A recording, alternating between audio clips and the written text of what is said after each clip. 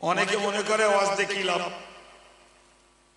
আরে বাবা, ওয়াজ দিয়ে কি লাভ যদি এই প্রশ্নই করা হয় যে ভাই এই যারা ব্যবসা করে মাঝে মধ্যে লস হয়, তারা কি বলবে দূর ব্যবসা করে কি লাভ, লস হচ্ছে। ফসল করলেও ফসলের ক্ষয়ক্ষতি হয়, তা চাষিগুলো জমিওয়ালারা জমি আচাষ ফেলে রেখেছে, দুষ চাষ করো না, চাষ করে লাভ নেই। কেতনা লোকের মুখে শোনা যায় চাষ করে আর লাভ নেই, চাষে শুধু লস। এই সন্ধ্যার পরেও শুনিয়ে এলো, আজকে সন্ধ্যার পরেও তো মাঠের চাষের জমি একটাও পড়ে আসে না। সুতরাং ওয়াজ করে কে হেদায়েত হবে কে হবে না, এই রেজাল্ট কোন মওলানা, কোন ইমাম, কোন পীর পীরজাদা, কোন বক্তার হাতে নয়, বরং এই ওয়াজের মজলিস হলো মানুষের কাছে হেদায়েতের বার্তা পৌঁছে দেওয়ার একটা মজলিস। কপাল যার ভালো সে মেয়ারাজ সাহেবের ওয়াজ শুনে হেদায়েত হবে, কপাল যার খারাপ ফুরফুরার পীর বাচ্চার ওয়াজ শুনেও গাঁজা টেনে বেড়াবে।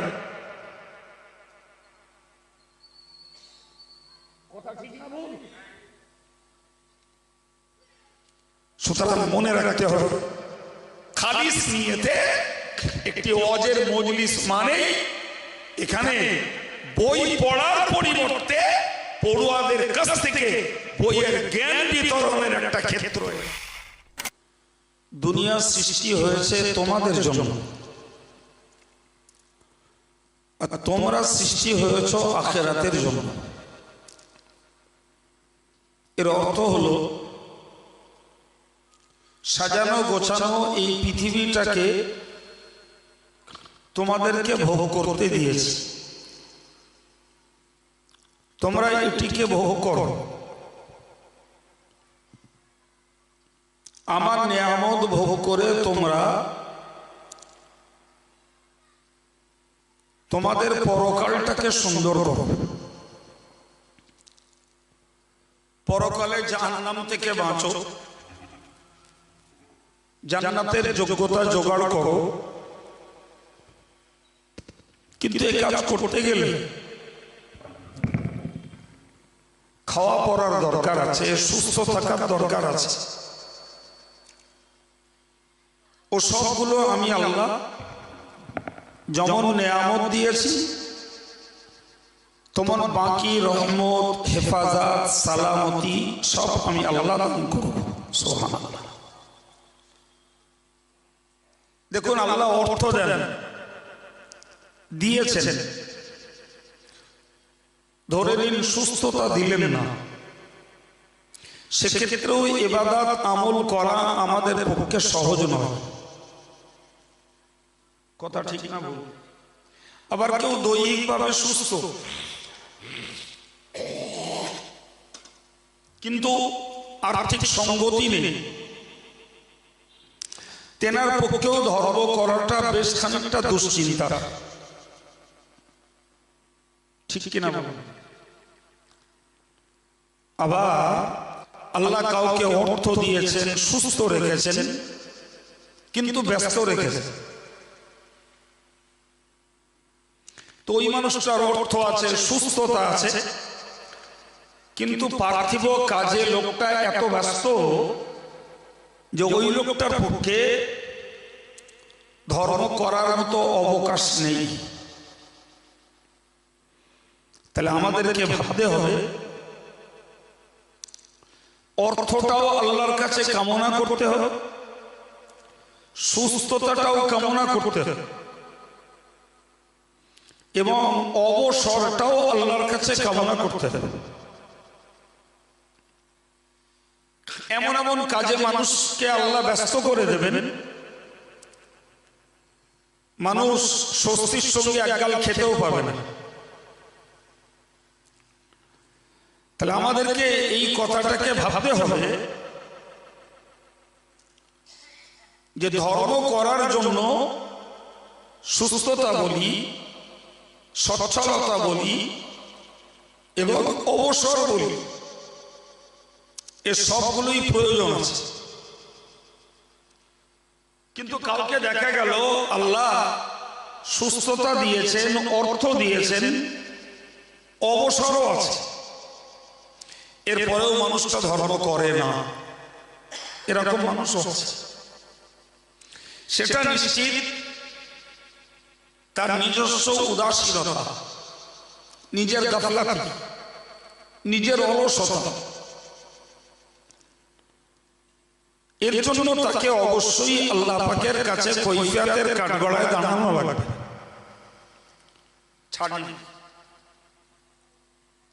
আজকে ছেলেরা যে সবার আয়োজন করেছে, আমাদের মেয়েরা যতক্ষণ কথা বলছিল আমি কথা বলছি, আরো একজন তরুণ বর্তমান সময়ের প্রতিষ্ঠিত বক্তা আমার পরেও রয়েছে বলে আমি এসে শুনলাম। এর প্রয়োজনীয়তা কি? এটা কি কোনো গতানুগতিক ভাবধারা?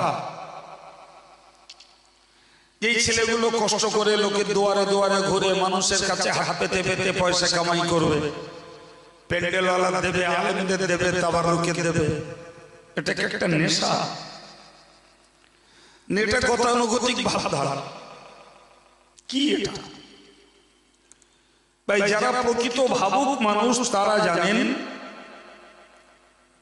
এই যে প্রসেসিংটা, প্রক্রিয়াটা অবলম্বন করা হয়েছে, এর অবশ্যই ভালো দিক আছে, কিন্তু কেউ যদি ভালোটাকে নিজের ইচ্ছায় নেয় তবে তো নিশ্চয়ই তার জন্য ভালো। কিন্তু কেউ যদি ভালোটাকে অবহেলার চোখে দেখে, ভালোটাকে যদি প্রত্যাখ্যান করে, তাহলে তার লাভ কে বুঝে দেবে? উদাহরণস্বরূপ বলতে পারা যায়, ধর্ম করতে গেলে একটা মন লাগে। কি লাগে বলেছি? একটা মন লাগে।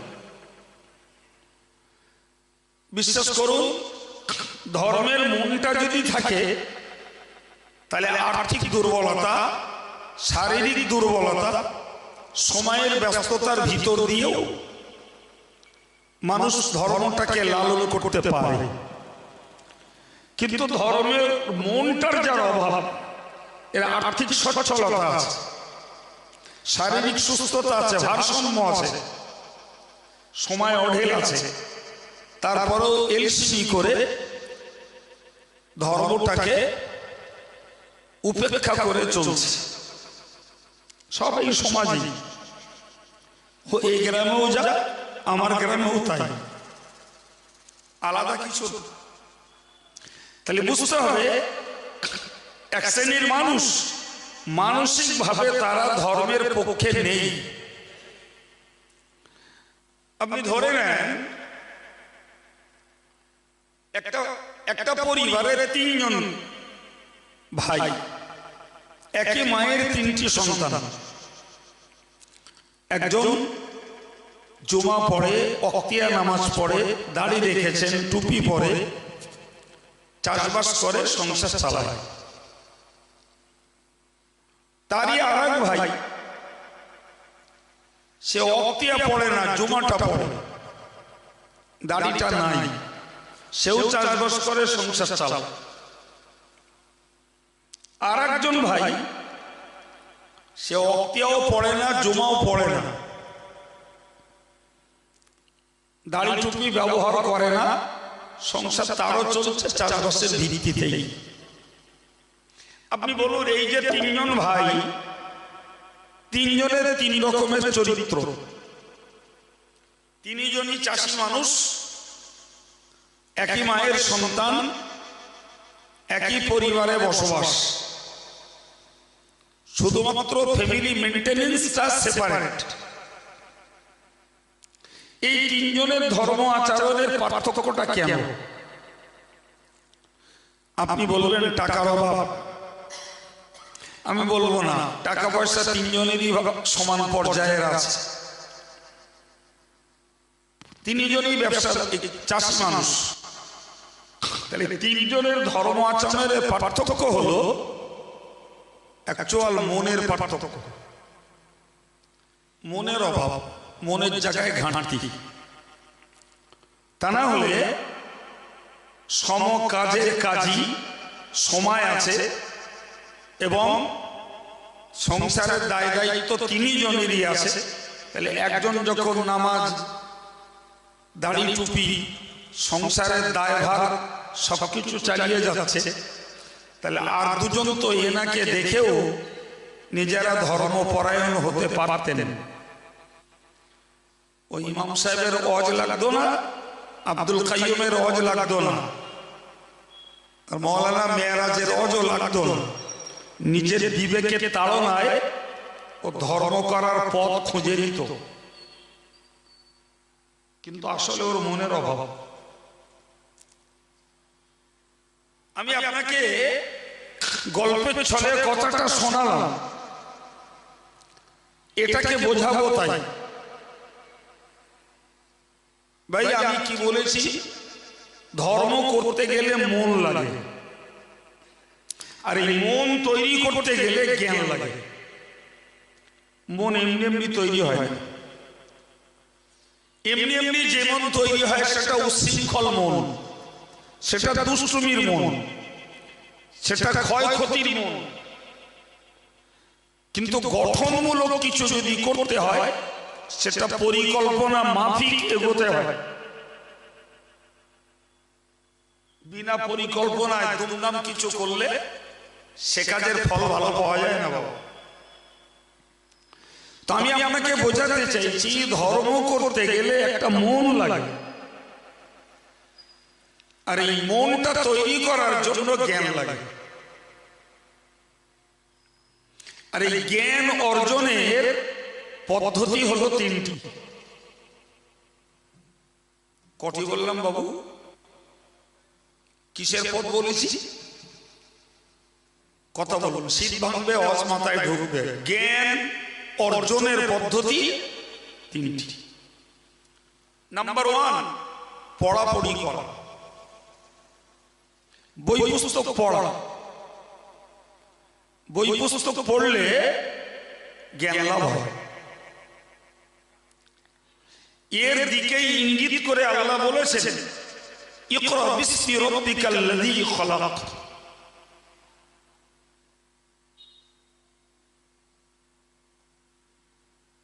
আল্লাহ পাক আগে আমাদেরকে নামাজ পড়তে বলেননি, আল্লাহ আগে আমাদেরকে দাড়ি রাখতে বলেননি, টুপি পড়তে বলেননি, আগে রোজা রাখতে বলেননি। আল্লাহ পাক আগে সুদ খেতে মানা করেননি, আল্লাহ পাক আগে গান শুনতে মানা করেননি। আদেশ নিষেধের দুটির ক্ষেত্রে সবকিছুর আগে বলেছেন পড়ো। সুবহানাল্লাহ। কারণ পড়লে মানুষ জ্ঞানী হয়, পড়লে মানুষ জ্ঞানী হয়, পড়লে মানুষ শিখতে পারে, পড়লে মানুষ জানতে বুঝতে পারে কেন আমাকে নামাজ পড়তে হবে, রোজা কেন রাখতে হবে, দাড়ি রাখার পিছনে যুক্তি কি, সুদ কেন খাওয়া যাবে না, মদ কেন খাওয়া যাবে না, কেন মেয়েদের বেপরদায় ঘুরতে নেই, কেন গালিগুলোজ করতে নেই, অশ্লীল ভাষা কেন বলতে নেই। এগুলো একটা মানুষ যখন পড়াশোনা করে এই জ্ঞানগুলোর বিকাশ ঘটে। এই জ্ঞানগুলো যার নাই তাকে খোসামত করে ধর্ম শেখাতে হয়। আর এই জ্ঞানগুলো যিনি স্বেচ্ছায় জোগাড় করেছেন ভাই, তাকে খোসামত করতে হয় না, সহজেই সে ধর্মমুখী হয়। কারণ জ্ঞানের ভিত্তিতে মানুষের একটা বিশ্বাস তৈরি হয়। কি তৈরি হয়? একটা বিশ্বাস তৈরি হয়। আপনি বলুন, এই জায়গাটায় আমরা নীরব নিথর আদবের সঙ্গে বিনয়ের সঙ্গে বসেছি। ইন দ্য মিন টাইমে একটা ছেলে এই দিক দিয়ে ছুটে এলো, এসে বলল, এই অমুক এখানে আছো? তাহলে হ্যাঁ, কেন? বলে শিগগিরই বাড়ি যাও, তোমার আব্বা মারা গেছে। 3 সেকেন্ডের একটা বার্তা, ভালো করে বুঝুন। এই 3 সেকেন্ডের একটা বার্তা ওই ছেলেটির কানে গেল। ছেলেটি সুস্থ সবল চাঙ্গা একটা শক্তিশালী ছেলে, মুহূর্তের ভিতরে কান্নায় ভেঙে পড়ল। পড়বে না পড়বে না? কি বুঝলেন? তাহলে এই শোনার ভিতর দিয়ে তার ভিতরে একটা প্রতিক্রিয়া তৈরি হয়েছে। বিশ্বাস করুন, একটা ছেলে ছুটে এসে এখানে বলুন যে ওদের বাড়িতে প্রচন্ড আগুন লেগেছে। ভাই, এই যে মানুষগুলো বসেছে, আমি একটাকেও ধরে রাখতে পারবো না। 2জন 4জন করতে করতে মাঠটা খালি হয়ে যাবে। পরে শুনবো, আগে দেখি ওদের বিপদটা কি। কেউ যাবে ঠেকাতে, কেউ যাবে দেখতে, ময়দান খালি। এই যে এক মুহূর্তের ভিতরে মানুষের কানে একটা কথা বললো, দেন অ্যান্ড দেয়ার তার রিয়াকশন, সঙ্গে সঙ্গে তার প্রতিক্রিয়া শুরু। ভাই, তাহলে ওই কথাটা যখনই কানে পড়েছে, কানে শুনবার সঙ্গে সঙ্গে হৃদয়ে একটা বিশ্বাস তৈরি হয়েছে। এ বাবু, আমার কথা বুঝতে পারছে? কানে পড়ার সঙ্গে সঙ্গে ওর অন্তরে একটা বিশ্বাস তৈরি হয়েছে। তাই তো ছেলেটি কেঁদে ফেললো, আর তাই তো বাকি ভাইগুলো আগুন নেভাতে ছুটলো। বিশ্বাস যদি না হতো, কেউ নড়তো? এই বিশ্বাসটা তৈরির জন্য হয় নিজেকে পড়ে বিশ্বাসের জায়গা তৈরি করতে হবে, না হলে যারা পড়েছে তাদের কাছ থেকে শুনে আমার ওই জ্ঞানটা লাভ করে বিশ্বাসটা তৈরি করতে হবে। কথা বোঝাতে পারলাম? তো আমি আপনাকে বলতেছিলাম যে ইসলাম এই জন্য প্রথমত পড়তে বলেছে। পড়ো। সম্মানিত ভাই, আমরা খুব সহজেই জানি এই পড়ার 2টো সাবজেক্ট, একটা সাধারণ জ্ঞানের বই পুস্তক আর একটা ধর্মীয় বই পুস্তক। আমার কথা মাথায় নিচ্ছেন? আমি হাঁকা চেল্লা করছি না, আপনাদের এই কষ্ট করা ব্রেন গুলোকে একটু কালচার করে দিচ্ছি। পড়াশোনার সাবজেক্ট 2 রকমের, একটা ধর্মীয় বিষয় আর একটা সাধারণ বিষয়, সবটাই পড়া। তো যারা জেনারেল সাবজেক্ট গুলো পড়ে, তাতে তাদের পার্থিব জ্ঞান হয়। পার্থিব জ্ঞানের বিনিময়ে ভদ্র হওয়া যায়, বিনয়ী হওয়া যায়, সংসার চালানো যায়, রোজগার করা যায়, বিজনেস করা যায়, কোম্পানির ম্যানেজারি করা যায়, নসিবে থাকলে চাকরি করা যায়, টিউশনি করানো যায়। কথা ঠিক না? এগুলো সাধারণ জ্ঞানের বাস্তব ফল, সাধারণ জ্ঞানের। কিন্তু ধর্মীয় কাজ কাম সাধারণ জ্ঞানের দ্বারা এমনি হয় না। আমি খুব জোর গলায় বলছি, একজন এমএ বেটি, তিনি যত বড় ডিগ্রি হোল্ডার হন,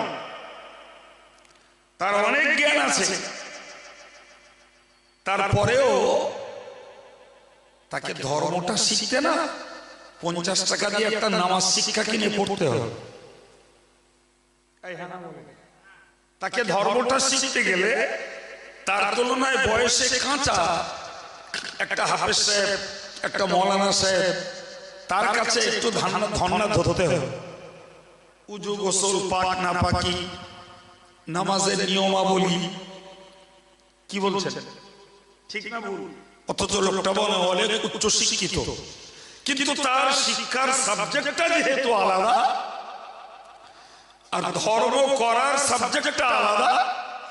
ফলে আমি যত বড় উচ্চ শিক্ষিত হই, ধর্ম করার জন্য আমার তুলনায় নিম্ন শিক্ষিতের কাছে হলেও আমাকে একটু ধর্ণা ধরা লাগবে।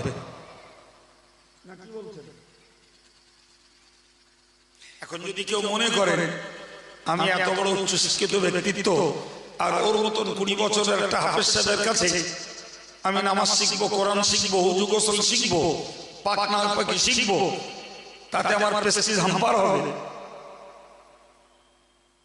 কি গো? তা প্রেস্টিজ হাম্পারের ভয় করলে তুমি ধর্মের ব্যাপারে অজ্ঞ থাকবে, সাধারণের দিক দিয়ে তুমি শিক্ষিত আপন জায়গায় রইল, কিন্তু তোমাকে ভাবতে হবে তো যে আমি একজন মুসলমান, সুতরাং অন্য ধর্মের মানুষের মতো আমার সম্পর্কটা শুধু মরণ পর্যন্ত নয়, আমাকে আফটার ডেথ, মৃত্যুর পরে পরকালে আল্লাহর কাছে নাজাত পেতে হবে। সেখানে কিন্তু আমার এই হায়ার এডুকেশন, আমার এই উচ্চ শিক্ষাটা কোনো কাজ দেবে না। আমাকে ওই বাচ্চা ছেলেটার কাছ থেকে ইসলামের প্রাইমারি স্টেজে শিক্ষাটাও নিতে হবে, সেটাকে কার্যকর করতে হবে, তবে আমি মৃত্যুর পরে অনন্তকালের একটা শান্তির আস্থা পেতে পারি। কথা ঠিক বললাম না ভুল বললাম? এখন যদি কেউ মনে করেন যে আমি প্রসেসিং এ যাব না, ঠিক আছে ভাই, তোমার জন্য বর্তমান কালে অভাব নাই। আজকে ভাবতে অবাক লাগে জানেন, এই আমাদের দেশে ঘরে সমাজে গ্রামে গঞ্জে আপনি ভালো করে খোঁজ নিয়ে দেখুন, আর খোঁজ ভালো করে নিতে হবে, এমনি কানে আসবে। প্রচুর পরিমাণে ছেলে আছে যারা মিনে মাধ্যমিক, উচ্চ মাধ্যমিক, গ্রাজুয়েট, আবার কেউ বিএ, ডিএলএড, এমএড করে বসে আছে, সব শিক্ষিত।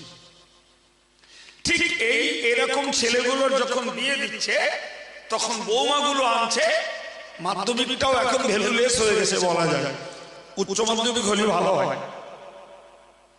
নিচা মাধ্যমিক মেয়ে হয়তো রূপবতী, সেই দেখে বিয়ে করলো। আমার বক্তব্য, তাহলে এই যে মেয়েগুলো শিক্ষিতা, যারা মাধ্যমিক, উচ্চ মাধ্যমিক বিয়ে, আচ্ছা তোমরা বাংলা, ইংরেজি, অঙ্ক, ইতিহাস, ভূগোল, বিজ্ঞান সব রকমের বই পড়েছো, তো পার্থিব দিক দিয়ে তোমরা শিক্ষিত, আমি মেনে নিলাম।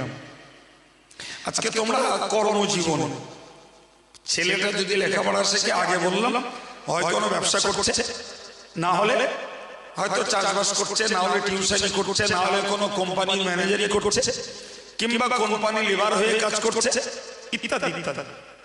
আর একটা মেয়ে, সে যখন বিবাহিতা হচ্ছে, ভাই সে আইসিসি চাকরি করুক আর অন্য কিছু করুক সেটা পরের কথা, কিন্তু কমনলি সাধারণত প্রত্যেকটা পরিবারের মেয়েকে তার রান্না, ঝাড়ঝুট, পরিষ্কার পরিচ্ছন্নতা, খাওয়া পেওয়া, জামা কাপড়ের সাফ সাফাই, বাড়ি ঘরের পরিষেবা, এগুলো একটা নারী হিসাবে তার কমন ডিউটি।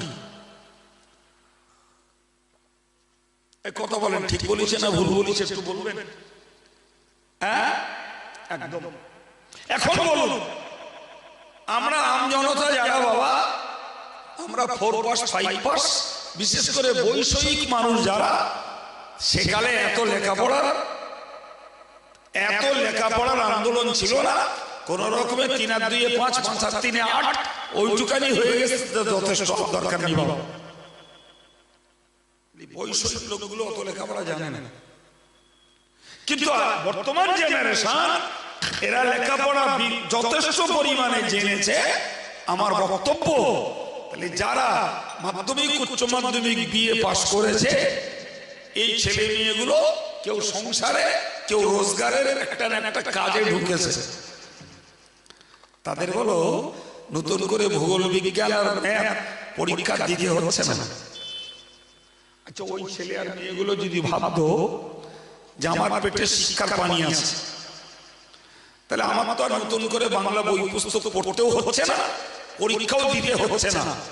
তা আমি তো মুসলমান ঘরের একটা ছেলে মেয়ে, তো আমি যদি আমার ওই পড়াশোনার আলোকে আমি যদি ধর্মীয় বই পুস্তক পড়তাম, ফর এক্সাম্পল একটা নামাজ শিক্ষার বই, একটা মশলার বই, কি একজন মহিলা হিসাবে মুসলিম মহিলা সাপোজ ফাতেমার জীবনী, আয়েশার জীবনী, রাবিয়ার জীবনী, আসিয়ার জীবনী, মা খাদিজার জীবনী, মা রহিমার জীবনী, এই জাতীয় বইগুলো যদি তারা পড়তো, তার এই সাধারণ শিক্ষাটাও তারা ধর্মের পক্ষে কাজে লাগাতে পারত।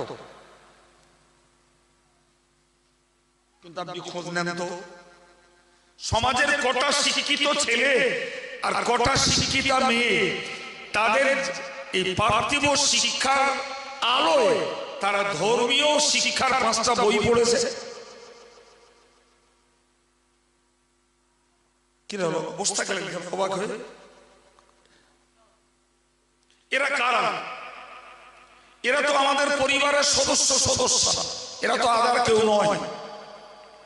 অথচ এদের ধর্মীয় বই পুস্তক পড়ার মতো মানসিকতা এদের নেই। শিক্ষিত ছেলে খবরের কাগজ পড়তে রাজি, সিনে অ্যাডভান্স, নবকল্লোল, অনুসন্ধান, এই জাতীয় জেনারেল পত্র পত্রিকা পড়তে রাজি, কিন্তু রাত্রি শুয়ে পড়েও একটি ধর্মীয় বই পড়তে এরা নারাজ।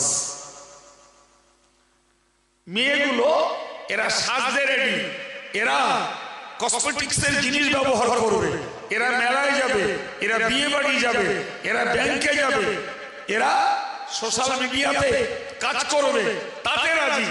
কিন্তু একটা ইসলামী বই পড়বে এই মানসিকতা তাদের মধ্যে নেই।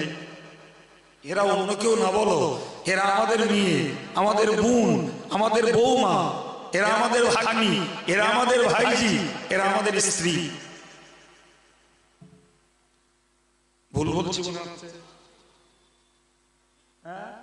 তাহলে ডাইরেক্টলি তারা যদি তাদের মনের পরিবর্তনটা নিজেরা শিক্ষার আলোকে ধর্মের দিকে না নিয়ে যায়, তাহলে আমরা যারা অ্যাজ এ গার্জিয়ান, বাপ হই, স্বামী হই, ভাই হই, ছেলে হই, আমরা যারা, তাহলে তাদেরকে আমরা তো একটু কনভিন্স করতে পারি যে তোমরা তো শিক্ষিত লোক, শিক্ষিতা মেয়ে, তাহলে ধর্ম বই পুস্তক দুটো পড়ো।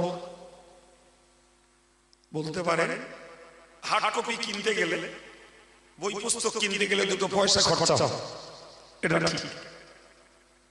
ভাই আজকে ছেলে আর মেয়ে অধিকাংশ অ্যান্ড্রয়েড সেট ব্যবহার করছে, স্মার্ট সেট।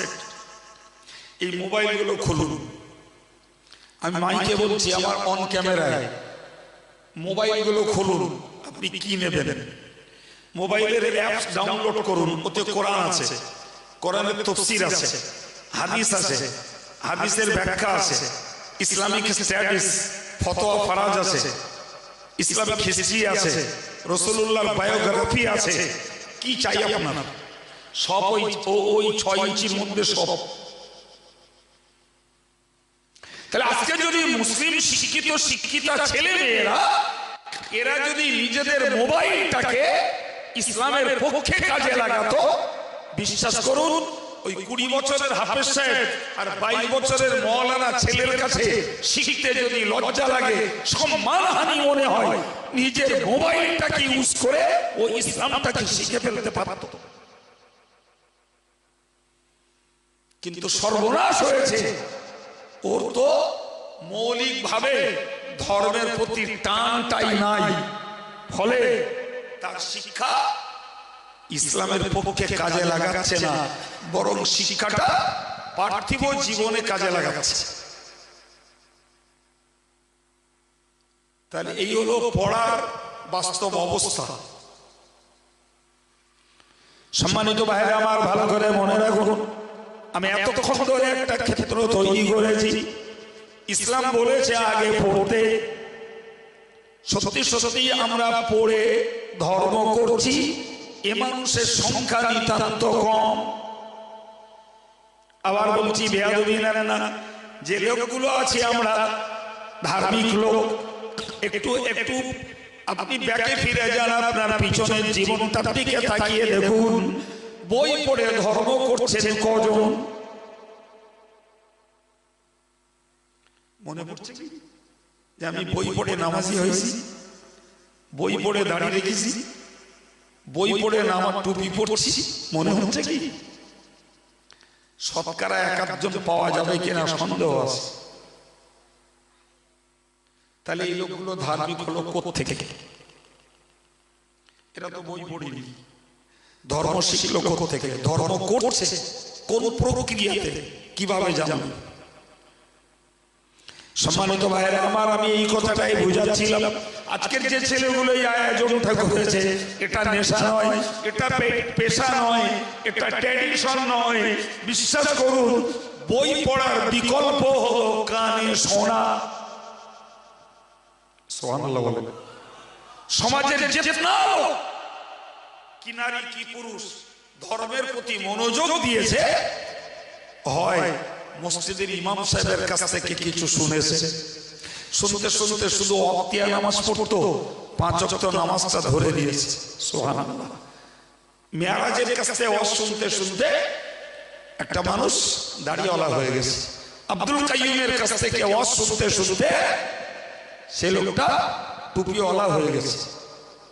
এই যে জ্ঞানের বার্তাগুলো কানে পড়েছে, এর বিনিময়ে একটা প্রতিক্রিয়া তৈরি হয়েছে। সুবহানাল্লাহ। সেই যে কমিউনিটাকে বলেছিলাম, ওই বললো ওদের বাড়ি আগুন লেগেছে, আমরা হু করে ছুটে বেরিয়ে গেলাম। কারোর রিপোর্ট দেওয়া হলো তোর আব্বা মারা গেছে, সুস্থ ছেলেটা কান্নায় ভেঙে পড়লো। এই যে কানে পড়েছে, সঙ্গে সঙ্গে একটা প্রতিক্রিয়া আর ওই বিশ্বাস। তো আলেম ওলামারা যারা দায়িত্ব নিয়ে কথা বলে, যারা আদর্শবান, সমাজ গঠনে যারা কথা বলে, ভাই তাদের এই কথার ভিত্তিতে একটা প্রতিক্রিয়া তৈরি হয়। আরবিতে একটি কথাই আছে, ইদা তাকাররারাল কালামু ফিস সামঈ তাকাররারা ফিল কলবি। কথাটির মানে হলো, একটা কথা বারবার বারবার কানে পড়লে ওই কথাটা অন্তরে রেখাপাত করে। তো বারবার কানে পড়ছে, নামাজ পড়ুন, নামাজ পড়ুন, নামাজ ছাড়া গতি নাই। বারবার কানে পড়ছে, খোকা বাবা গান শুনিস না, গান শুনিস না। বারবার কানে পড়ছে, মায়েরা পর্দা করুন, পর্দা করুন, পর্দা করুন। জি, এই যে কথাগুলো বারবার কানে পড়ছে, এর বিনিময়ে একটা প্রতিক্রিয়া তৈরি হচ্ছে। সেই প্রতিক্রিয়াটাই মানুষ ধর্মের পক্ষে কাজে লাগাচ্ছে। আমাকে একটা প্রমাণ দেন তো, যে মাটিয়ার একটা লোক নামাজি হয়েছে, তো নামাজ শুরু করার আগে গ্রামের লোকেদের দাওয়াত করেছে, আর করে সবাইকে খাওয়াবে। তো লোকে জিজ্ঞেস করছে, খোকা তুমি আমার দাওয়াত করলে কেন, বা সবাইকে দাওয়াত করলে কেন? বলছে, আমি কাল থেকে নামাজ ধরবো, তাই আপনাদের খাইয়ে একটু জানান দিয়ে দিচ্ছি। একটা লোক দেখাবে না, কোন লোক গ্রামের লোকে দাওয়াত করেছে, কেন ভাই দাওয়াত করলে? তো আমি কাল থেকে দাড়ি রাখবো, দাড়ি আর ছাড়বো না, তাই তোমাদের খাইয়ে দিচ্ছি আর সবাইকে একটু জানিয়ে দিচ্ছি যে আমি এইবার দাড়ি রাখবো। আচ্ছা, এরকম করে ধার্মিক হয়েছে, এরকম রেকর্ড আছে আমাদের কাছে? এক পিস লোক দেখানো যাবে, অথচ প্রচুর মানুষ ধার্মিক আছে। হয় মসজিদের ইমাম সাহেবের কাছে শুনেছে, না হলে আর একজন বক্তার কাছে, আর একজন মুফতির কাছে, একজন হুজুর সাহেবের কাছে। এই শুনতে শুনতে শুনতে শুনতে মনের মানটা তৈরি হয়েছে, আর ওইটাকেই মনের অজান্তে ইসলামের পক্ষে, নামাজের পক্ষে, কোরআনের পক্ষে এবং আল্লাহর ভয়ের পক্ষে, কবরের আযাব থেকে বাঁচার জন্য, জাহান্নাম থেকে বাঁচার জন্য মানুষ ধর্মপথে মন দিয়েছে। সুবহানাল্লাহ। প্রিয় ভাই, তাহলে এই যে ছেলেগুলো এই পরিবেশটা তৈরি করেছে, এটা নেশা নয়, এটা পেশা নয়, এটা ট্র্যাডিশন, ধারাবাহিক ভাবধারা নয়। এইটার ভিতর দিয়ে কোরআন হাদিসের পড়ুয়া মানুষগুলো সমাজের কাছে যেটা তারা পড়িনি, ওইটাকে কথার ভিতর দিয়ে তাদের কাছে শেখানোর একটা সুন্দর ক্ষেত্র হচ্ছে।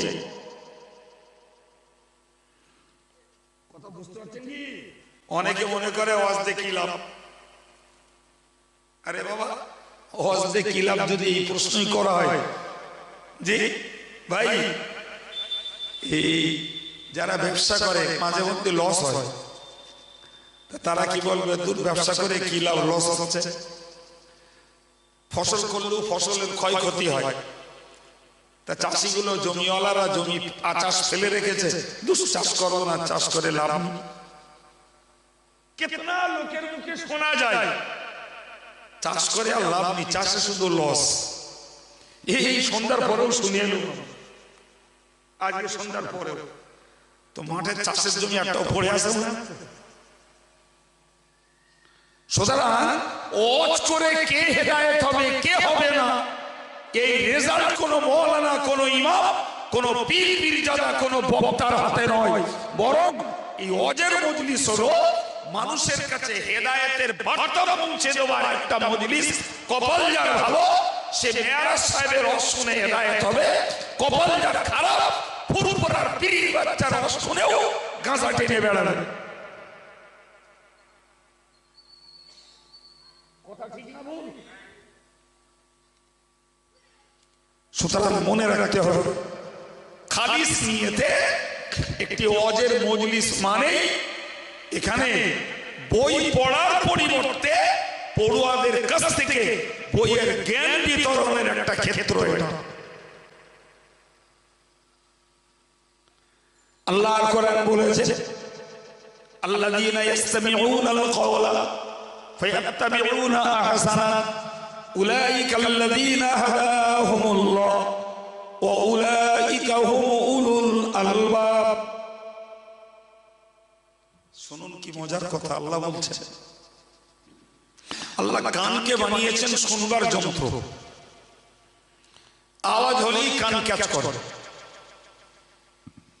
তাই না? তো একটা বাক্য ছাড়া, কথা ছাড়া একটা শব্দ, এতে বাক্য নেই, শুধু একটা শব্দ, কানে শুনতে পেয়েছি বলা বলা। আর আমি কথা বলছি, আওয়াজও আছে বাক্যও আছে।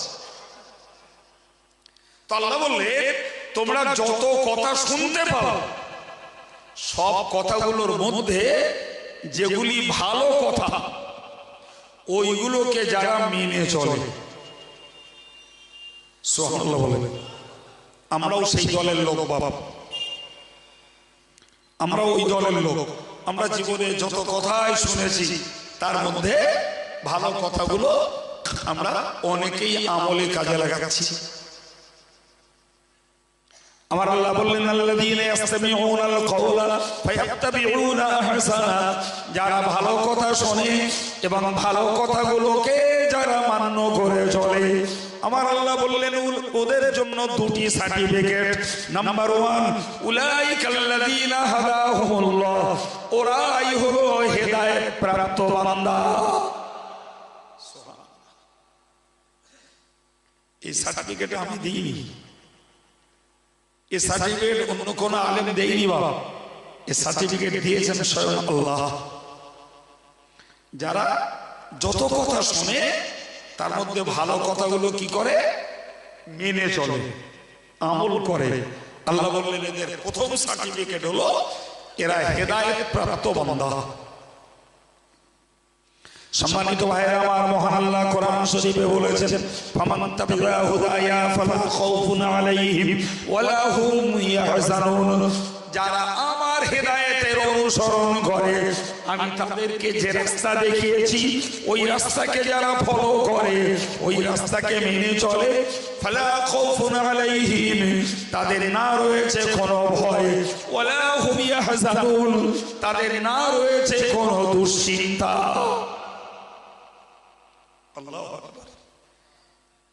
এই অভয় বাণী এবং নিশ্চিন্তের বাণী এটাও আমার দেওয়া না বাপ, আল্লাহ দেওয়া। ভয় নেই ওদের, যারা আমার দেখানো রাস্তায় চলছে।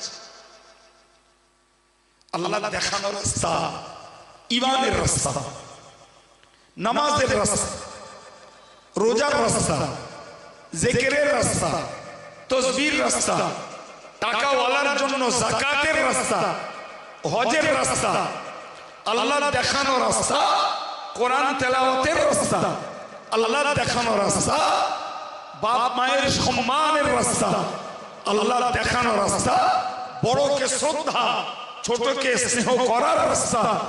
এই রাস্তাগুলো আমাদেরকে চলার জন্য আল্লাহ দেখিয়েছেন, আর সেটাকে ব্যক্ত করেছেন কোরআনের মাধ্যমে অথবা রাসূলের জবানি হাদিস মুবারকের মাধ্যমে। সুবহানাল্লাহ। আল্লাহ বললেন, আমার দেখানো রাস্তায় যারা চলেছে তাদের কোনো ভয় নেই। শুধু ভয় না, তাদের কোনো দুশ্চিন্তাও। সুবহানাল্লাহ। তো এরাই হলো হেদায়েত প্রাপ্ত বান্দা। শুকরিয়া আল্লাহর দরবারে যে যারা বই পড়ে না হলেও ওয়াজ শুনে শুনে আল্লাহর দেখানো রাস্তায় জীবনটাকে দাঁড় করিয়েছেন, আল্লাহ তাদের জন্যই বলেছেন তোমরা হেদায়েত প্রাপ্ত, তোমাদের ভয় নাই, চিন্তা নাই, ওইভাবেই তোমরা মওত পর্যন্ত আমি আল্লাহর রাস্তায় চলতে থাকো। তবে সঙ্গে ব্যাড সাইডটা বুঝতে হবে, ব্যাড সাইডটা বুঝতে হবে। আমি এইখানটায় কোন দিকে বলবো, এটা রাস্তার পূব দিক নাকি এটা পূর্ব দিক? জি, এটা পূর্ব দিক। তো এই পূর্ব দিক মানে আমি এই রাস্তাটায় উঠবো, তা আমি মনে করুন জোড়াসাতলায় যাব। তা আপনারা আমাকে বলে দিলেন যে জোড়াসাতলা এই রাস্তাটা, মেন রাস্তাটা ছাড়বেন না, সোজা জোড়াসাতলায় ঢুকবে।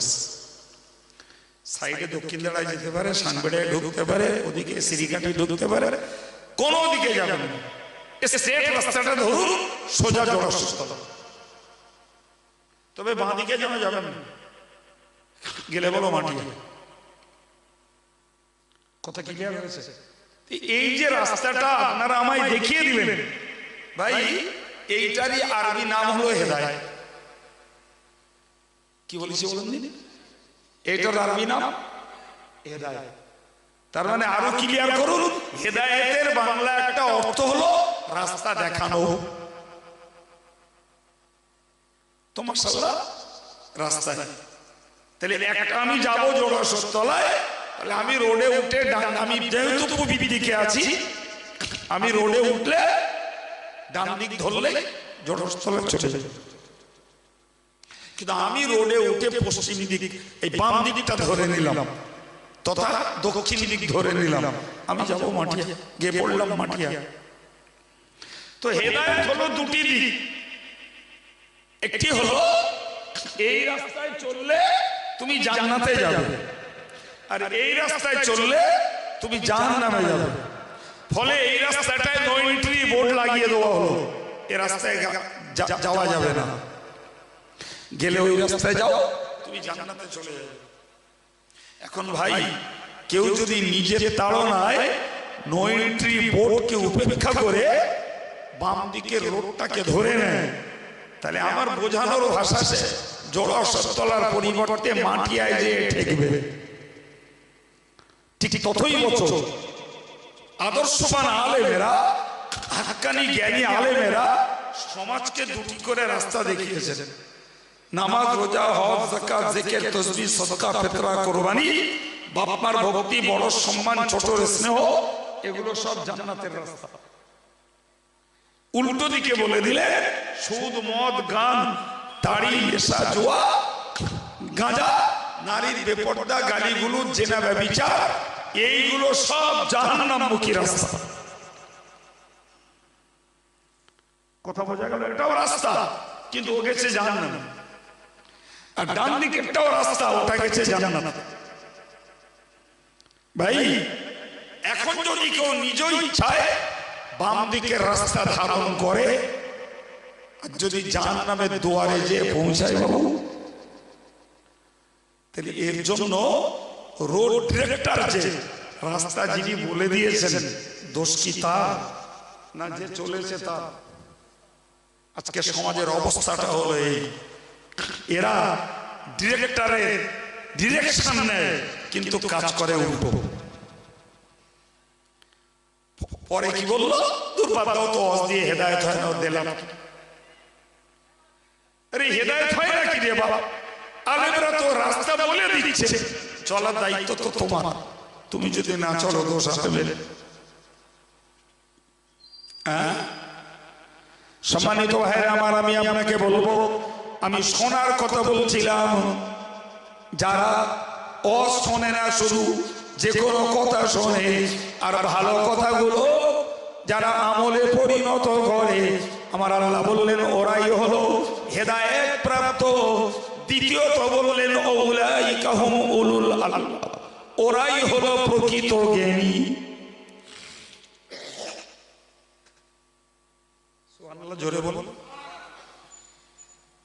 এই যে যারা ভালো কথাগুলো মেনে চলে, এদেরকে জ্ঞানী বলেছেন কে? চিল্লে বলেন আল্লাহ।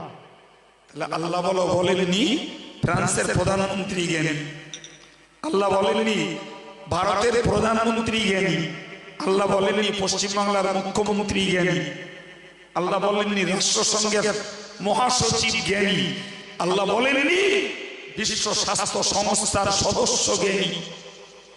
আল্লাহ কি বলেছেন? ভালো কথাগুলো যারা মেনে চলে এরাই জ্ঞানী।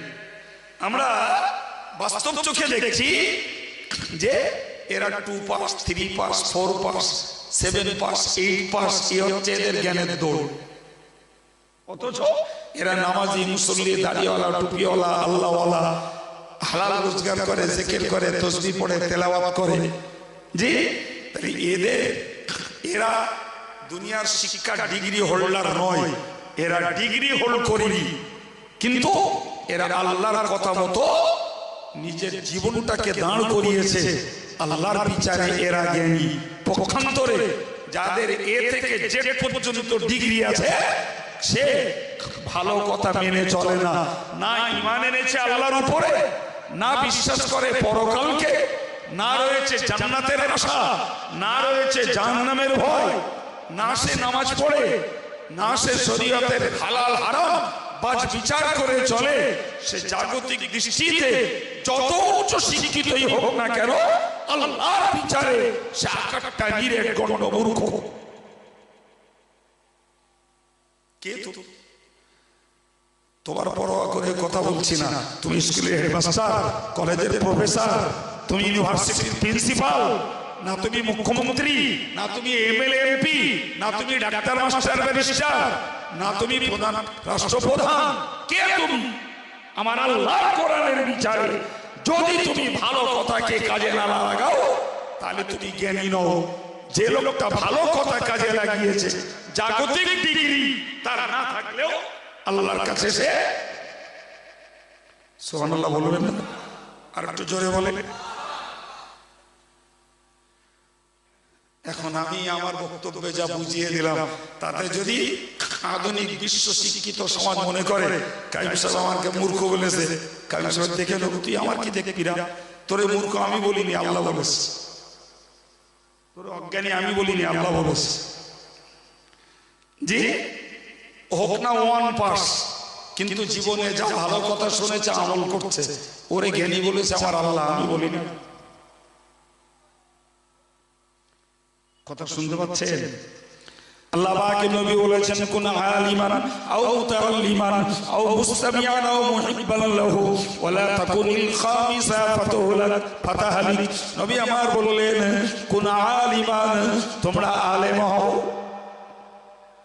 আমাদের এই লোকগুলোর কথাই বলি, আমরা আলেম হতে পারিনি। আও মুতাআল্লিমান, তোমরা ছাত্র হও। তো ধরুন ছাত্র হওয়ার বয়সকালে আমরা ছাত্র হতে পারিনি। আও মুস্তামিয়ান, তোমরা আলেমের মজলিসে শ্রোতা হও। শুকরিয়া আল্লাহর দরবারে এই মজলিসটাতে আপনারা বসেছেন শ্রোতা সেজে, তাহলে হাদিসের এই হুকুমটাকে আলহামদুলিল্লাহ আপনারা আমল করছেন। 4 নম্বরে আল্লাহর নবী বলেছেন আও মুহিব্বাল্লাহু, তোমরা আলেমের ভালোবাসাকারী মানুষ হও। শুকরিয়া আল্লাহর দরবারে, নিশ্চিত আলেমের প্রতি এক বিন্দু হলেও অন্তরে ভালোবাসা রয়েছে, তাই তো আলেমের মজলিসে এসে বসেছেন। নবী বললেন 4টি, আলেম হও, ছাত্র হও, শ্রোতা হও, ভালোবাসার মানুষ হও। এই 4টে বাদ দিয়ে 5 নম্বরে যদি কিছু হয়েছ ফাতাহালিক, তাহলে তুমি ধ্বংস হবে।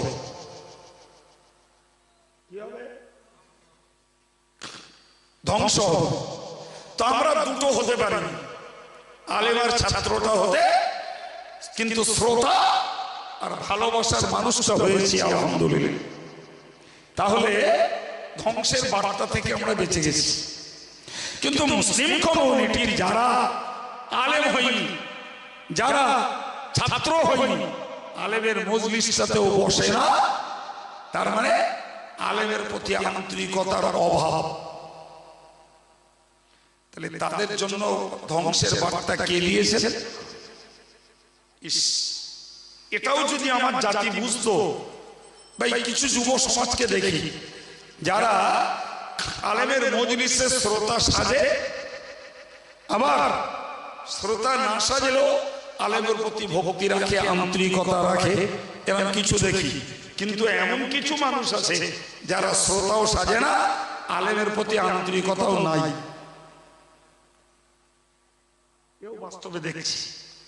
এদের উপায় কি? এরাও তো এই সমাজের লোক।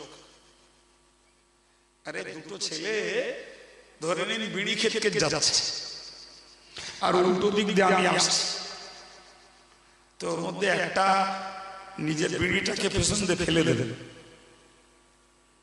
আর একটা এই ফেলে রেখে ওর কানে কানে বলছে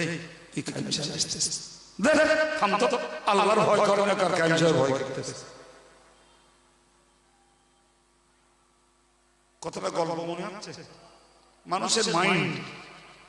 ভাই যে লোকটা বিড়িটা ফেলে দিয়েছে না, ও বলো আমার এই হিউম্যান বডিটা, এই হাড়ের গায়ে চামড়া জড়ানো এই লোকটারে ভয় করিনি, এই লোকটার দাম দেয়নি।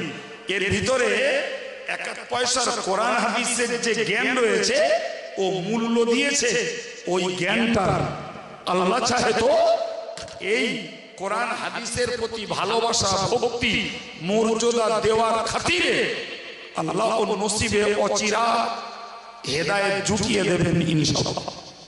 আর যে লোকটা বললো দের আল্লাহর ভয় করি না আর কাইম সাহেবের ভয় করতেছে, ওর কপালে হেদায়েত জোটা খুব কঠিন। কারণ ও কিন্তু কাইম সাহেবকে অপমান করেনি, ও মূলত অবজ্ঞার ঘৃণা করেছে কোরআন হাদিসের এলেমটাকে। সুতরাং মনে রাখতে হবে, আলেমের প্রতি যদি ভক্তি থাকে না, তো হয়তো নামাজ কালাম এখনো ভালো পড়ে না, তবুও সামনে এসে একটু আসসালামু আলাইকুম হুজুর কেমন আছেন, কোথায় গিয়েছিলেন, একটু সালাম মুসাফা, কি জামিয়ার জন্য দান চাইছি, নামাজ কালাম পড়তে পারে না, তবুও 500 টাকা দিল, হুজুর যাওয়া হয়নি 500 টাকা একটু দেবেন কোনি জামিয়া। এই সূত্রগুলো কি? একটা মনের টান, একটা ভালোবাসা, একটা আন্তরিকতা। এটাই একদিন ওর জন্য ফলদায়ক হবে, ওর জন্য এটা একদিন উপকারে আসবে। আমার বক্তব্য বাবু, আমি বোঝাতে চাইছি, তাহলে বই হয় বই পড়ে ধর্ম শিখতে হবে, না হলে পড়ুয়া মানুষদের কাছ থেকে শুনতে হবে। কিন্তু অতীব দুঃখের বিষয়, আমাদের দেশ ঘরের এমন একটা সিচুয়েশন তৈরি হয়েছে, সোনা লোকের তুলনায় ঘোড়া লোক বেশি। এরা যদি এতটুকু ভাবতো যে আজকের আমাদের গ্রামের ছেলেরা, গ্রামের নারী পুরুষের সবার সহযোগিতা নিয়ে একটা ইসলামী আলোচনার মজলিস তৈরি করেছে, এমনি তো ধর্মীয় বই পুস্তক পড়া হয় না, কি ছোটবেলায় মাদ্রাসাতেও পড়া হয়নি, তো যাই আজকে আমাদের এখানে অমুক আসবে, বসে দুটো কথা শুনুন। এমনের ছেলে খুব কম। কি হবে? উপায় এদেরকে আমরা সামলাবো কি করে? সম্মানিত ভাইরা আমার, এই জন্যই আপনাদেরকে বললাম, আল্লাহর কোরআন জানিয়েছে যারা যত কথা শুনেছে এবং সেইগুলোকে আমলে কাজে লাগিয়েছে ওরাই হলো জ্ঞানী। সুবহানাল্লাহ বলেন। লাভটা বোঝেন, লসটা বোঝেন। কোরআন বলছে ইন্নাল্লাযীনা আমানু ওয়া আমিলুস সালিহাত, নিশ্চয়ই যারা ঈমান নিয়ে এসেছে এবং নেকির কাজ করেছে, কানাত লাহুম জান্নাতুল ফিরদাউসি নুজুলা, ওদের জন্য রয়েছে জান্নাতুল ফিরদাউসের মেহমানদারি। অন্য আয়াত পাকে বলেছেন মান আমিলা সালিহান মিন যাকারিন আও উনসা ওয়া হুয়া মুমিনুন, যারা যে সমস্ত নারী এবং পুরুষেরা ঈমান সহ নেকির কাজ করে, ঈমান সহ, ঈমান ঠিক রেখে দিয়ে নেকির কাজ যারা করে, আল্লাহ বললেন ওদের দুটো পুরস্কার। নাম্বার 1, ফালানুহইয়ান্নাহু হায়াতান তাইয়্যিবা, আমি আল্লাহ ওদেরকে দেব শান্তির জীবন। আল্লাহু আকবার। আর কি দেবেন? ওয়ালা নাজজিয়ান্নাহুম আজরাহুম বিআহসানি মা কানু ইয়ামালুন, যারা ঈমানটাকে ঠিক রেখে যারা নেকির কাজ করেছে, আমি আল্লাহ ওদের আমলের তুলনায় অনেক উত্তম পুরস্কার দান করব। মুফাসসিররা বললেন আমলের তুলনায়, বান্দার কষ্টের তুলনায় উত্তম পুরস্কারটাই হলো আল্লাহর জান্নাত। একটু মন খুলে বলেন। এ বাবু, যে মানুষটা দুনিয়াতে পেল শান্তির জীবন আর মৃত্যুর পরে পেল দয়ার জান্নাত, তো একজন ঈমানদার হিসাবে আর কি চাইবা? বলেন না, একটু ভেবেই বলেন। আর কিছু দরকার আছে? দুনিয়ায় যদি শান্তির জীবন পাওয়া যায়, মনে রাখুন বাপ, শান্তি মানে কোটিপতি হওয়া না, শান্তি মানে 3 তলা মোজাইক করা বিল্ডিং না, শান্তি মানে এসি রুমের মালিক হওয়া না, শান্তির মানে স্পঞ্জের উপরে শোয়া না, শান্তি মানে 100 বিঘে রাস্তার ধারে জমি থাকা না। এটাকে সুখ বলা যেতে পারে। শান্তি মনের জিনিস, ওইটা টাকায় নেই, ওইটা বাড়িতে নেই, ওইটা নেতৃত্বে নেই, ওইটা বড় বিজনেসম্যান হওয়ার মধ্যে নেই। শান্তি রয়েছে আল্লাহ পাকের রহমতের মধ্যে। আপনি কি ভাবছেন? ওই যাদের টাকা নেই ঝুপড়িতে বাস করে, বিশ্বাস করুন, ও যদি নামাজ কালাম পড়ে, আল্লাহর পথে চলে, ওর যা শান্তি আছে, রাজপ্রাসাদে বাড়ি আছে, বাস করে, ও রাত্রি ঘুম নিয়ে খোঁজনে দেখেন, ওর ঘুম নেই। রাত 12টা, 1টা, 2টো, 3টে যখন ডাকছে তখন উত্তর আসছে, ট্যাবলেটের উপরে ট্যাবলেট মারতেছে, ঘুম নেই। আর একজন দিন দুঃখী গরিব খেটে খাওয়া মানুষ একটু সারাদিন কাজ কাম করে রাস্তার ধারে শুয়ে পড়লো, কানের গোড়াতে ট্রাক চলে যাচ্ছে, ঘুম ভাঙে না। বিশ্বাস করুন, আপনি কলকাতায় যেয়ে দেখে আসুন, শান্তি কার দেওয়া? আল্লাহ দেওয়া জিনিস। এই জন্য আল্লাহ বলেছেন আলা বিযিকরিল্লাহি তাতমাইন্নুল কুলুব। মহান আল্লাহ বললেন, হে আমার বান্দা বান্দি, তোমরা সতর্কতার সঙ্গে শোনো, আল্লাহর জিকিরের মধ্যে রয়েছে মনের শান্তি। এই অজনসিয়ত এটা আল্লাহর জিকির। মসজিদের আযান দেওয়া আল্লাহর জিকির, সুবহানাল্লাহ। নামাজ পড়াটা আল্লাহর জিকির, রোজা রাখাটা আল্লাহর জিকির, দান করাটাও আল্লাহর জিকির, 5টা বাচ্চাকে আরবি পড়ানোটাও আল্লাহর জিকির। জি, আমরা কয় ভাই এশার নামাজ পড়ে মসজিদে বসে কিছুক্ষণ একটু দোয়া কালাম পড়ে বাড়ি যাব, ওটাও আল্লাহর জিকির। সুবহানাল্লাহ। তাহলে আল্লাহর জিকির মানে শুধু শুধু আল্লাহ আল্লাহ আল্লাহ আল্লাহ, এর নাম শুধু নয় বাবা, এটাও জিকির, কিন্তু ওই সবগুলো সুবহানাল্লাহ বলো। জি, আরে আমরা দাড়িটা রেখেছি, এটাও আল্লাহ স্মরণ করে, মাথায় টুপিটা পরেছি, এটাও আল্লাহ স্মরণ করে, এই মজলিসটাতে বসেছি, এটাও আল্লাহ স্মরণে, সুবহানাল্লাহ বলে। সুতরাং শুধু জবানে আল্লাহ আল্লাহ করার নাম আল্লাহর জিকির নয় বাপ, বরং আল্লাহর হুকুমের কাজ করাটাই হলো আল্লাহর জিকির। আর আল্লাহ বললেন অতি শান্তি। দেখেন না, কেউ দিনই 300 টাকা ইনকাম করছে, অতি হেসে গেলে তার সংসার চলে যাচ্ছে, জি। আর কেউ দিনে 3000 টাকা ইনকাম করছে, তাও তার মনের কষ্ট যায় না, তাও তার দেনা কাটে না। কত লোক দেখলুম এদিক দিয়ে মাইনে তেলে ওদিক দিয়ে দেনা শোধ করতে করতে যায়, যে সেই বিশ্বাস করুন। একটা বাড়ি করবে তো লোন তুলছে, ও লোন ছাড়া বাড়ি করতে পারে না। এতদিন চাকরি করলে সে পয়সা তো ওই দেশে সব রানিং খরচা। কারণ কি বলেন দিন, হালালে আল্লাহ বরকত দেয়,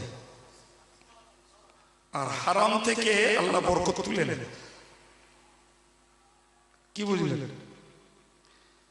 মাটিয়ার লোকেদের এটা বোঝাতে আমার কষ্ট নেই, জি। শুকরের বাচ্চা হয় পাল পাল, 5টা 6টা 7টা, গরুর বাচ্চা একটা।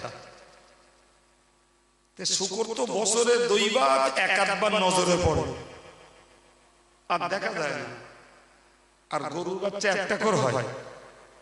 তা খোদ মাটিয়ালা প্রতিদিন হাটে বসে কটা খাইয়ে দিতেছে তার ইয়াতা নেই।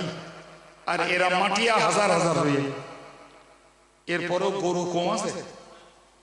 একটু সুবহানাল্লাহ বলবেন না? এরপরেও গরু কম আছে, কারণ কি?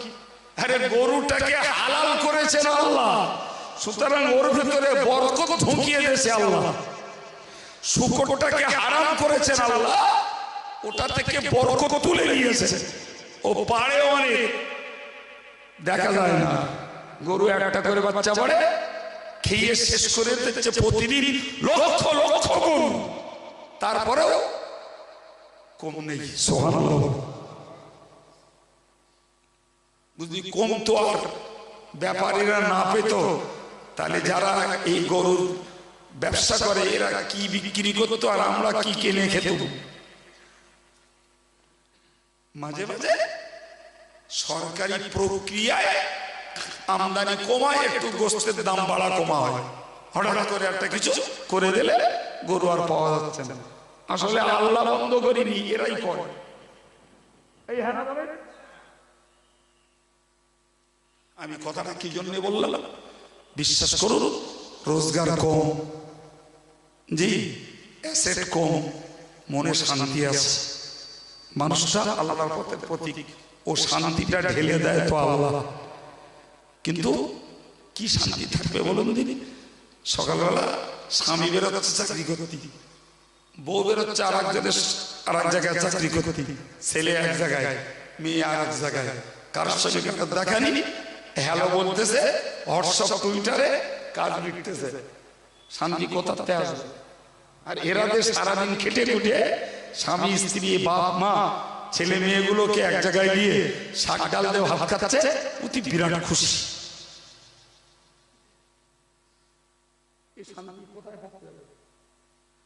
একজন কবি বলেছেন, দাদার দাদার গলিবে বাখুসপান দো পদশা দরকলি মে না গুঞ্জান। 10টা যদি আল্লাহওয়ালা হয়, 10টা যদি আল্লাহর জিকির ফিকিরের মানুষ হয়, এদেরকে একটা কম্বল দিলে সারা রাত একে অপরকে প্রাধান্য দিতে দিতে রাত কাটিয়ে ফেলে। ওদের কোনো ঝগড়া দ্বন্দ্ব কষ্ট টানা খেঁচা কিচ্ছু হয় না। সুবহানাল্লাহ বলে। একটা কম্বল লোক করা 10টা। তাই এই বলছে, হুজুর কম্বলটা আপনি গায়ে দেন, আপনি হালকা মানুষ, আপনার ঠান্ডা বেশি লাগবে, আপনার থেকে আমি জন ছেলে, আমার ঠিক আছে। জি, আমি বললাম না, মেয়ারাজের গায়ে শুধু একটা জামা রয়েছে, কিচ্ছু নেই, কম্বলটা মেয়ারাজ গায়ে দেখ।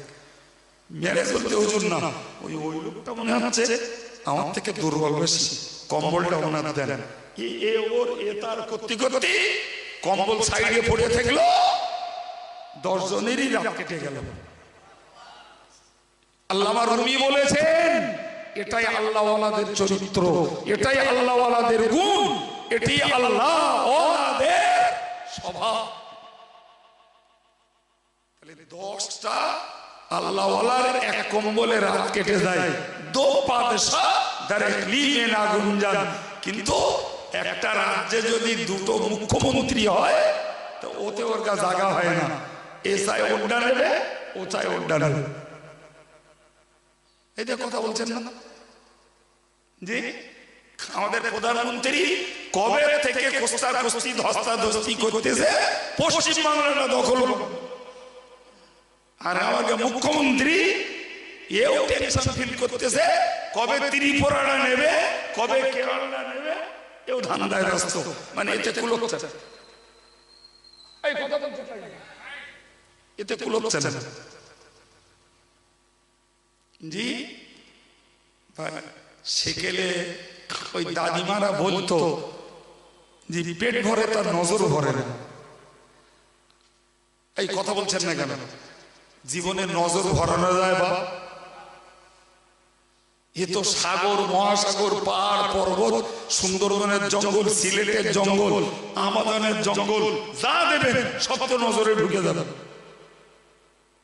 কিন্তু পেটের এরিয়া তো একটুখানি, কোন রকমে এটা সেটা মিলে কিলোকানি দিয়ে দিলি শেষ। পেট তো ভরে রে বাপ, আল্লাহওয়ালারা নজর ভরিয়ে নেয় আল্লাহর দেওয়া রহমত আর শান্তির বিনিময়ে। এই জন্য ওরা কারোর দিকে তাকিয়ে লোভ করে না, ফলে যা পায় তাতেই খুশি। ঠিক না বলুন? একদম একদম। সম্মানিত ভাই আমার, আমি কি বলতে বলতে এই কথাগুলো বললাম জি। আল্লাহ বলেছেন যে সমস্ত নারী এবং পুরুষেরা ঈমান সহ নেকির কাজ করে, ঈমান সহ, তাদের দুটো পুরস্কার, ফালানুহিয়ান্নাহু হায়াতান তাইয়্যিবা, আমি আল্লাহ তাদেরকে দেব শান্তির জীবন। ওয়াদা আমার নয় বাবা, ওয়াদা আল্লাহ। আর কি মরার পরে দেব তাদেরকে দয়ার জান্নাত। শুধু ওই নয় বাবু, কোরআন শরীফে আল্লাহ বলেছেন কানাত লাহুম জান্নাতুল ফিরদাউসি নুজুলা, ঈমান সহ যারা নেকির কাজগুলো করবে আমি আল্লাহ জানিয়ে দিলাম তাদের জন্য রেডি রয়েছে জান্নাতুল ফিরদাউসের মেহমানদারি।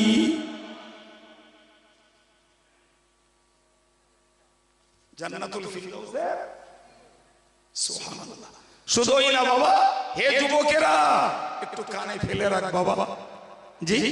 পোশাকে দুনিয়ার ভদ্রতা জি, সাবান মাখায় দুনিয়ার পরিচ্ছন্নতা, কসমেটিক্সের জিনিস ব্যবহার করা, এগুলো দুনিয়ার বিলাসিতা বাপ, এ অস্থায়ী, স্থায়ী না। আজকে সাবান মাখবো, কালকে ময়লা হবে, আজকে ভালো জামা পরবো, কালকে আবার ধুইতে হবে জি। এই শীতের সময় কত রকমের স্কিন স্নো এবং কত স্কিন লোশন আমরা ব্যবহার করছি, আজকে ব্যবহার করবো কালকে আবার লাগবে। এসব একটাও ভালোর মানদণ্ড নয় বাবা। আমার আল্লাহ বলছেন ইন্নাল্লাযীনা আমানু ওয়া আমিলুস সালিহাত উলাইকা হুম খায়রুল বারিয়া। ওরে বান্দা বান্দি, তোমরা মনে রাখো যারা ঈমান সহ নেকির কাজ করেছে, ঈমানটাকে ঠিক রেখে যারা নেকির কাজ করেছে, আমি আল্লাহ বললাম ওরা শুধু ভালো নয়, সৃষ্টির ভিতরে ওরাই হলো শ্রেষ্ঠ। একটা লোকের গায়ে ময়লা, জামাটাও ময়লা, যদিও ইসলাম পরিচ্ছন্নতাকে ভালোবাসে, কিন্তু বেচারা ময়লা, দেহ ময়লা, জামা কাপড় ময়লা, পয়সা করি নেই, গরিব মানুষ, লোকের ভ্যান টেনে খায়, কিন্তু টাইমলি নামাজ পড়ে, রমজান এলি রোজা রাখে, সকাল সন্ধ্যায় আল্লাহ আল্লাহ করে। আমার আল্লাহ বললেন ওই বান্দাটা সৃষ্টির শ্রেষ্ঠ,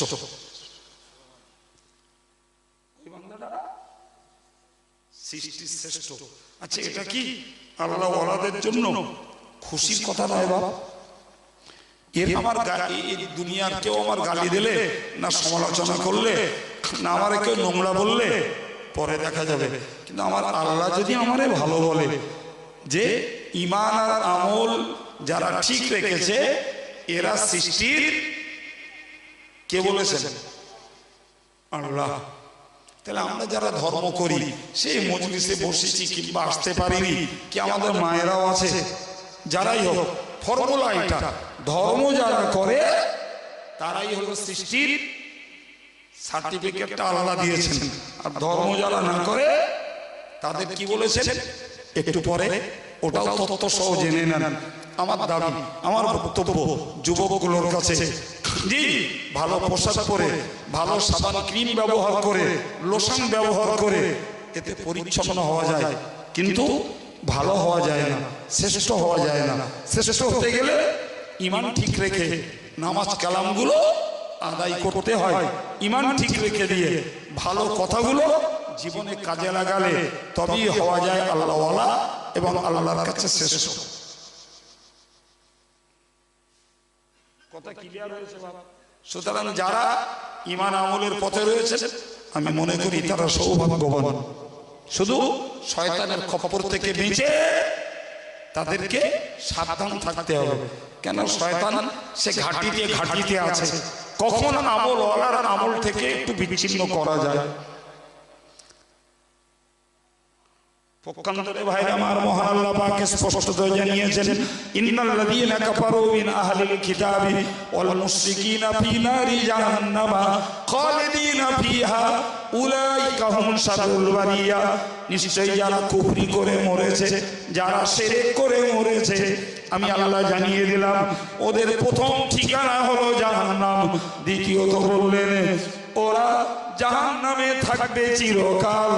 তৃতীয়ত বলেছেন ওরাই হলো সৃষ্টির ভিতরে নিকৃষ্ট। কে বলেছে?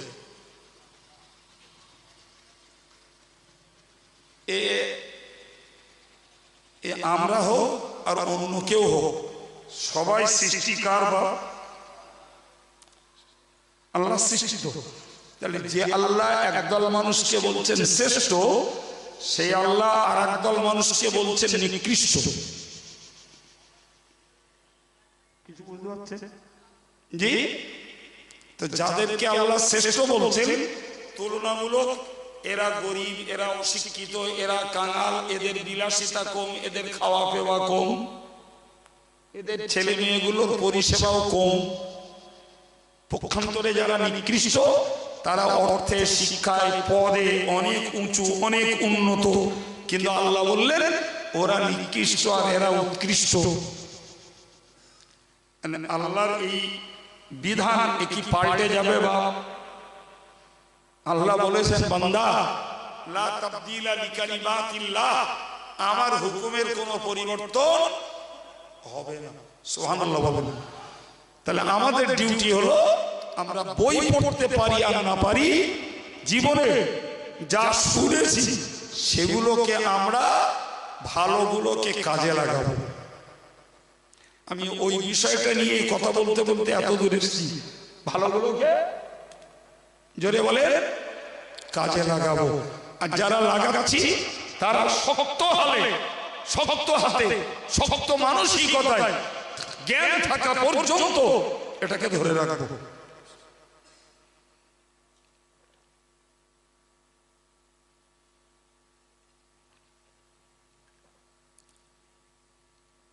রাজি আছি ইনশাআল্লাহ?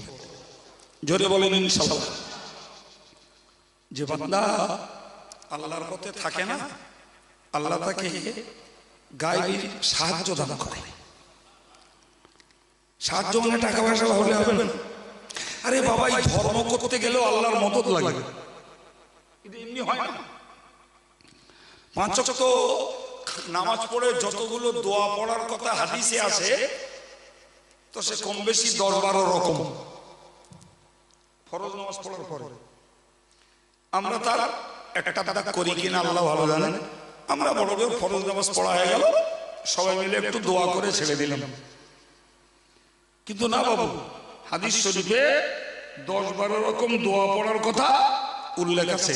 তার মধ্যে একটা আছে, আল্লাহুম্মা আইন্নি আলা যিকরিকা ওয়া শুকরিকা ওয়া হুসনি ইবাদাতিক। আমার রাসূলুল্লাহ 5 ওয়াক্ত নামাজ পড়ে আল্লাহর কাছে বলতেন, আল্লাহ আপনি আমাকে জিকির করতে সাহায্য করুন, আল্লাহ আপনি আমাকে আপনার নিয়ামতের শুকরিয়া আদায় করতে সাহায্য করুন, ওয়া হুসনি ইবাদাতিক, আল্লাহ আপনি আমাকে আপনার ইবাদতটাকে সুন্দর করে আদায় করতে সাহায্য করুন। জোরে বলুন, আর একটু জোরে সরে বলুন। এ সম্মানিত ভাইরা আমার, আমি আপনার কাছে নিবেদনের সঙ্গে বলবো, ভালো করে মাথায় রেখে দিন।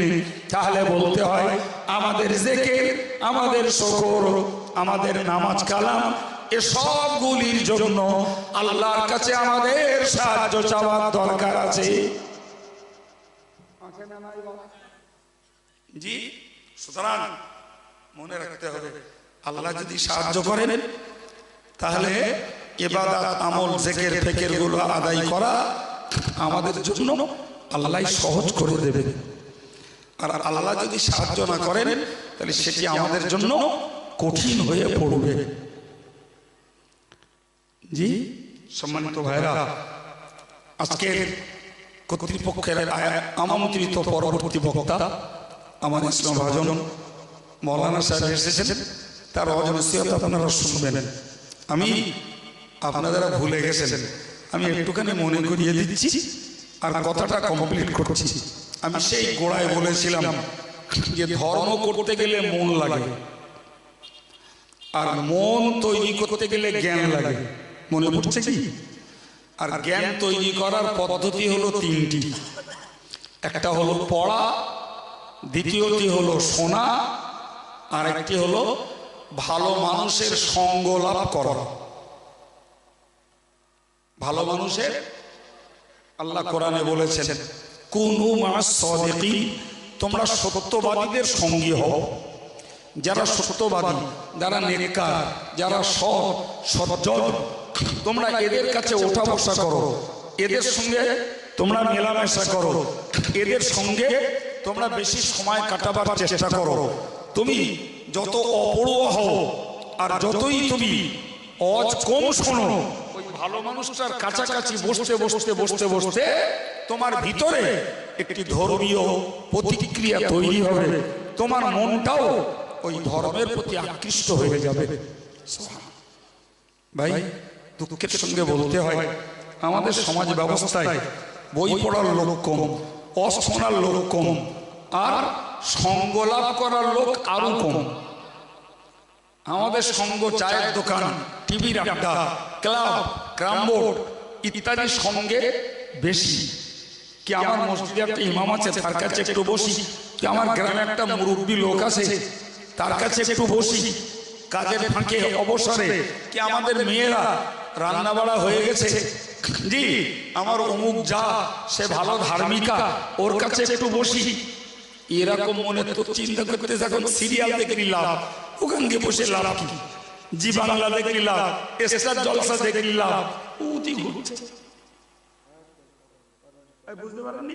তাহলে যারা পড়ে না, যারা শোনে না, যারা ভালো মানুষের সঙ্গ দেয় না, এদের পক্ষে ধর্ম শেখা আর ধর্ম আচরণ করা খুব দুঃস্বপ্ন, বাস্তবে হওয়া বড় কঠিন। যাই হোক, বেশ খানিকটা কষ্টের সঙ্গে আপনারা বসে বসে কথাগুলো শুনছেন। জি, পরের বক্তার আলোচনাও ইনশাল্লাহ শুনলে ভালো লাগবে, শুনুন। আমি বিদায় নিচ্ছি। তবে আপনাদেরকে অনেক ভাইকে পেয়ে, যদিও আপনারা কাছের মানুষ, অহরহ আপনাদের সঙ্গে সামনাসামনি না হলেও চোখে চোখে হয়। জি, জামিয়া রহমানিয়া ইসালে সবের দাওয়াত দিচ্ছি।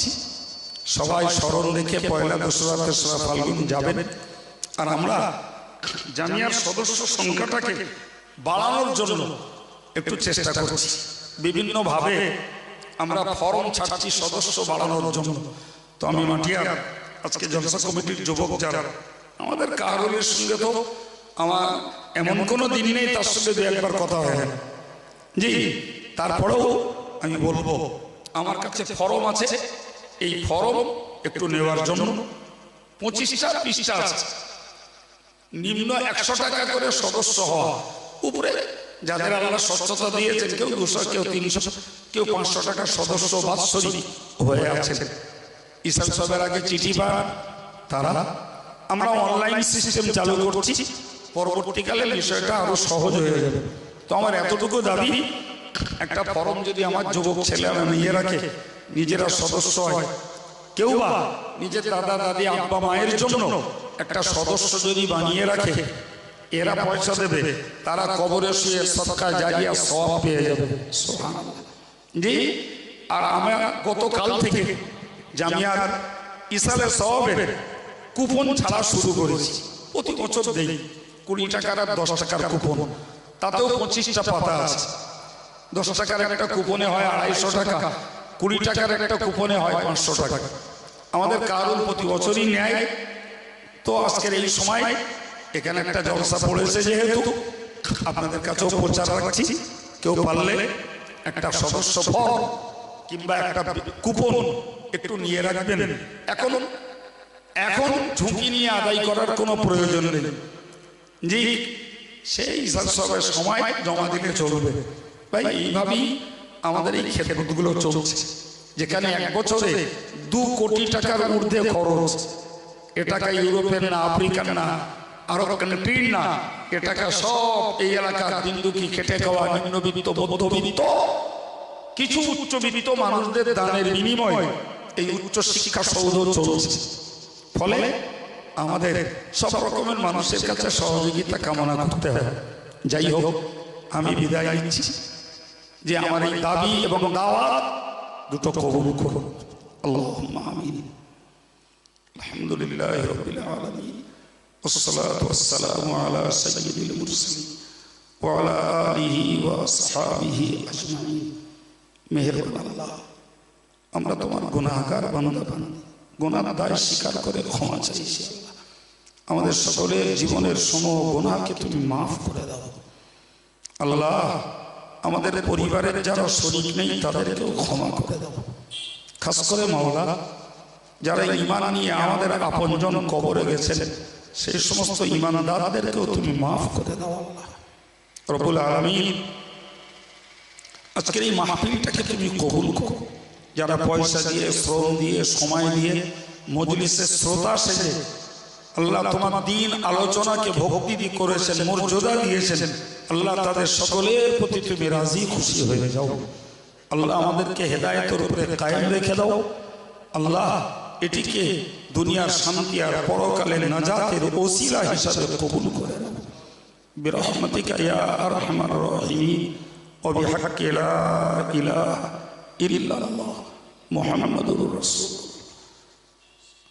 আসসালামু আলাইকুম। দুরূদ শরীফ। আল্লাহুম্মা